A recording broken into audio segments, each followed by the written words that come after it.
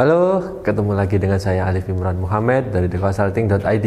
Oke, kali ini saya akan membahas mengenai topik seputar SOP, yang mana SOP ini untuk usaha restoran, yaitu bagaimana sih cara kita membuat SOP untuk penjualan. Nah, di sini kan penjualan itu kan ada penjualan dine-in, ada penjualan take away juga. Nah, ini bagaimana cara kita membuat SOP untuk perusahaan resto.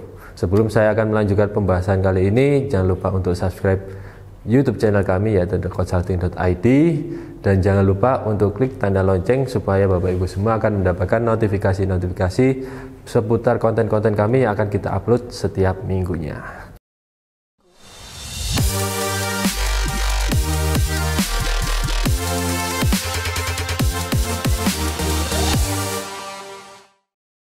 Bagaimana sih cara kita membuat SOP untuk SOP penjualan yang mana untuk usaha restoran? Nah, untuk transaksi penjualan ini kan bisa terjadi karena adanya customer yang datang ke restoran kita atau ke usaha kita. Nah, si customer ini kan pastinya akan membeli suatu produk yang kita buat atau produk yang kita sudah produksi, mulai dari bahan baku sampai dengan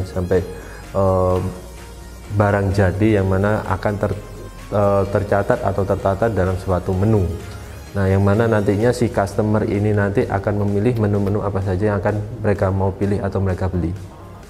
Hal apa saja sih yang perlu diperhatikan untuk terkait membuat SOP ini adalah satu, yang pertama adalah perlu adanya yang sama seperti video saya sebelumnya yang terkait SOP pembelian, itu adalah harus ditentukan dulu siapa yang akan terlibat dalam transaksi atau yang menjalankan alur-alur ini nantinya, divisi mana saja yang akan terlibat.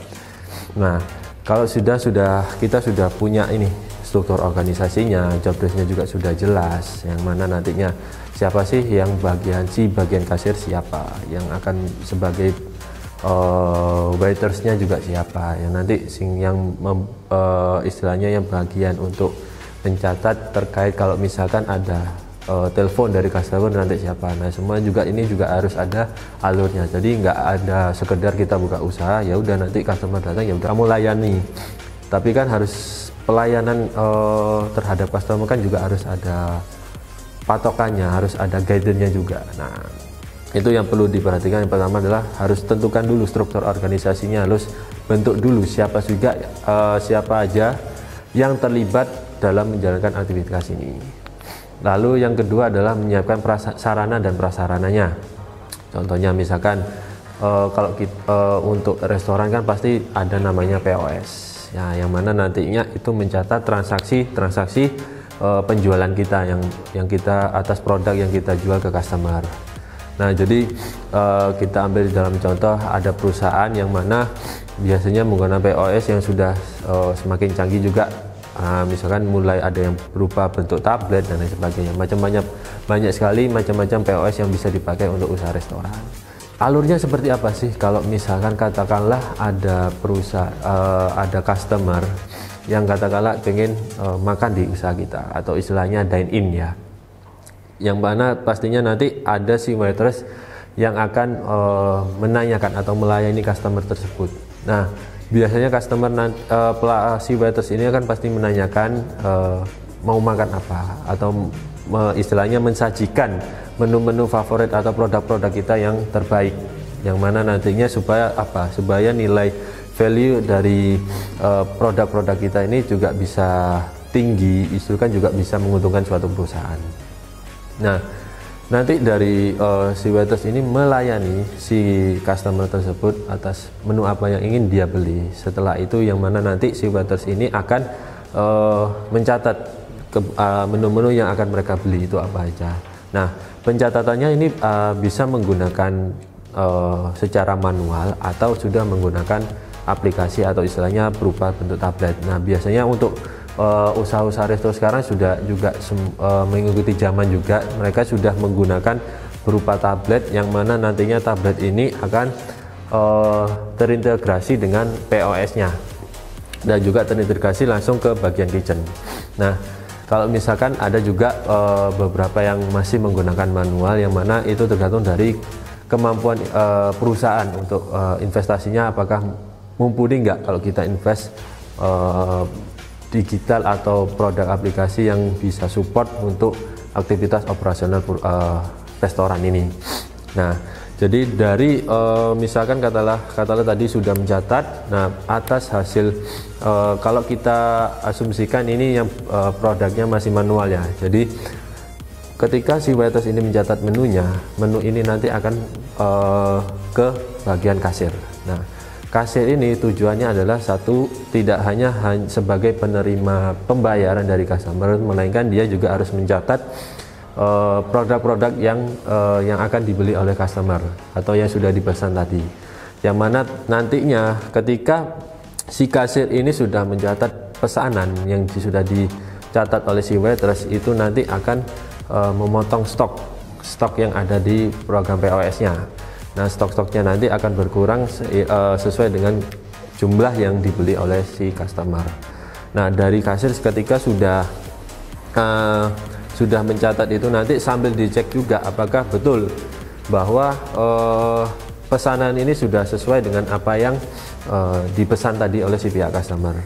Nah, jadi istilahnya kasir ini juga bisa sebagai kontrolnya si waiters juga. Kenapa? Kadangkala namanya juga sifat manusia, pasti juga pernah melakukan kesalahan. Katakanlah misalkan si customer ini pesannya satu, misalkan ditulis dua. Nah, mungkin karena mungkin kondisi yang lagi rame, kadangkala kurang kedengaran, jadi kan bisa terjadi juga kesalahan. Nah, tujuannya fungsinya kasir ini juga sebagai controlling atas pesanan. Jadi jangan sampai pesanan ketika sudah kita catat di POS-nya ini ternyata ada informasi dari waiter, ternyata dia salah mencatat. Nah, ini jangan sampai terjadi.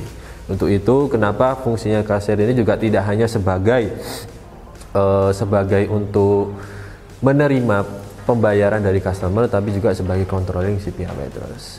Nah, nanti yang mana nantinya pesanan ini akan tersampaikan informasinya ke bagian kitchen. Nah, kitchen nanti ini akan berupa biasanya akan muncul sebuah struk, yang mana struk ini atas hasil pencatatan dari si kasir tadi, mencatat atas pesanan yang akan dibeli oleh pihak customer. Nah, nanti di sana juga sudah ada biasanya masing-masing kitchen itu juga sudah ada bagiannya. Nah, si A ini bagian untuk masak, misalkan bagian dessertnya, ada bagian pastry-nya juga, ada yang makanan utamanya juga. Jadi sudah ada masing-masing bagian yang tergantung dari pesanan yang dibeli oleh customer. Nah, setelah itu si customer nanti akan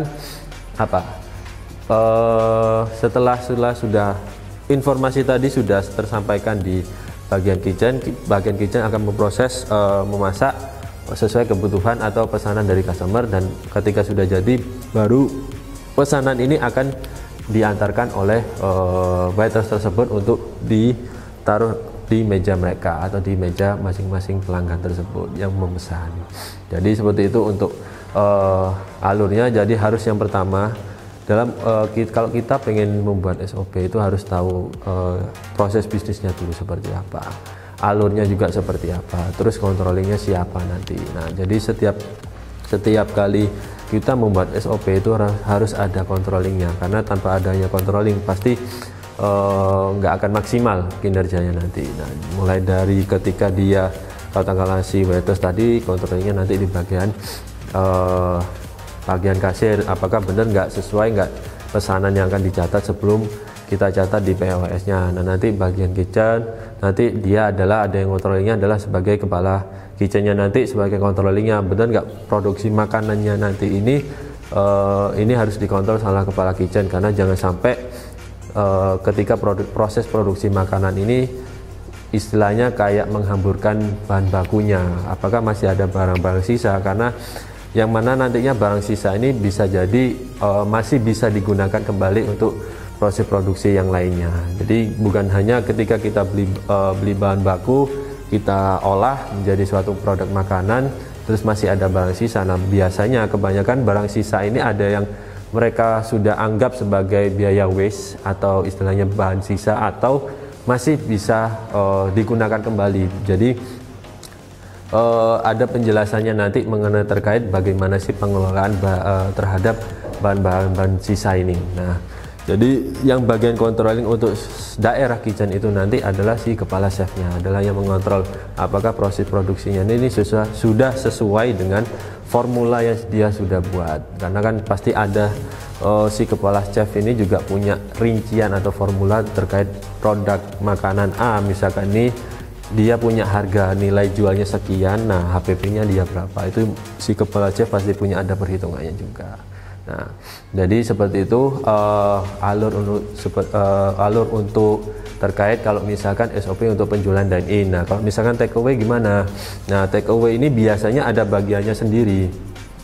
Nah, biasanya ini ada divisi khusus yang bagian menerima pesanan take away, atau katakanlah misalkan bagian order lah, misalkan order secara online misalkan, atau ada yang pemesanan melalui telepon. Nah, nanti ada bagiannya sendiri. Nah, si alurnya nanti dari customer menelpon si istilahnya adalah front office-nya atau front operasionalnya, nanti yang mencatat segala pesanan-pesanan yang dibutuhkan oleh customer tersebut. Jadi nanti jadi ada telepon, dia mencatat dia butuh pesanannya apa. Kalau misalnya take away, biasanya kan take away ada yang langsung datang ke kasirnya, Mbak saya mau pesan ini tapi nggak makan di sini ya, tapi saya bawa pulang. Prosesnya juga sama, hanya bedanya nanti adalah si customer ini tidak prosesnya juga sama. Nanti yang bagian yang harus dia lewati itu adalah bagian pelayanan dulu. Pelayanan ini nanti akan menyampaikan kalau misalnya mau take away itu biasanya itu dilakukan prosesnya adalah di bagian kasir langsung.